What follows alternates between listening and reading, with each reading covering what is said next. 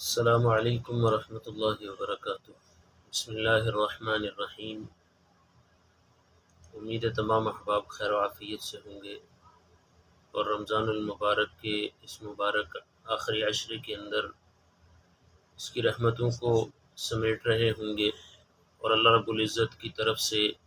بخشش کی عطا کو حاصل کر رہے ہوں گے۔ تو اسی کے متعلق جو گزشتہ ویڈیو کے اندر حدیث عرض کی تھی،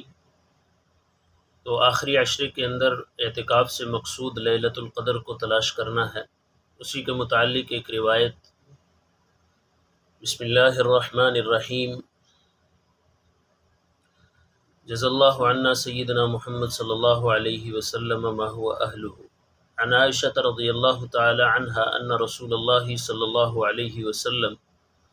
قال تحروا لیلۃ القدر فی الوتر من العشر الاواخر من رمضان، رواہ البخاری۔ حضرت ام عائشہ رضی اللہ تعالی عنہا سے روایت ہے کہ رسول اللہ صلی اللہ علیہ وسلم نے فرمایا کہ تم لیلۃ القدر کو رمضان کے آخری عشرے کی طاق راتوں کے اندر تلاش کرو، یعنی 21، 23، 25، 27 اور 29 کی راتوں میں تلاش کرو۔ اور ایک دوسری روایت میں آتا ہے کہ حضرت عبادہ رضی اللہ عنہ نے آپ صلی اللہ علیہ وسلم سے لیلۃ القدر کے متعلق سوال کیا کہ وہ کون سی رات ہے،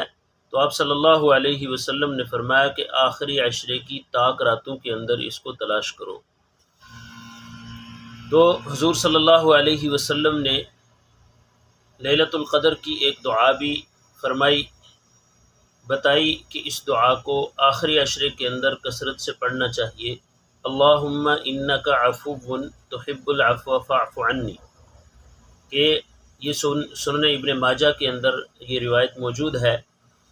کہ اے پروردگار، اس کا ترجمہ کہ اللہ رب العزت سے انسان اپنے گناہوں کی معافی مانگ رہا ہے کہ اے پروردگار، آپ بہت معاف کرنے والے ہیں اور معافی کو پسند بھی فرماتے ہیں، اے اللہ مجھے معاف کر دیجئے۔ تو اس آخری عشرے کے اندر اللہ رب العزت کی رحمت متوجہ ہو کر انسانوں کو کثرت سے اللہ جہاں معاف کرتے ہیں، جہنم سے آزاد کرتے ہیں، تو وہاں ہمیں بھی اللہ رب العزت سے کثرت سے اپنے گناہوں کی معافی مانگنی چاہیے۔ اللہ پاک ہم سب کو اس آخری عشرے اور آخری جو رمضان کی گھڑیاں رہ گئی ہیں ان کی قدردانی کرنے کی توفیق عطا فرمائے۔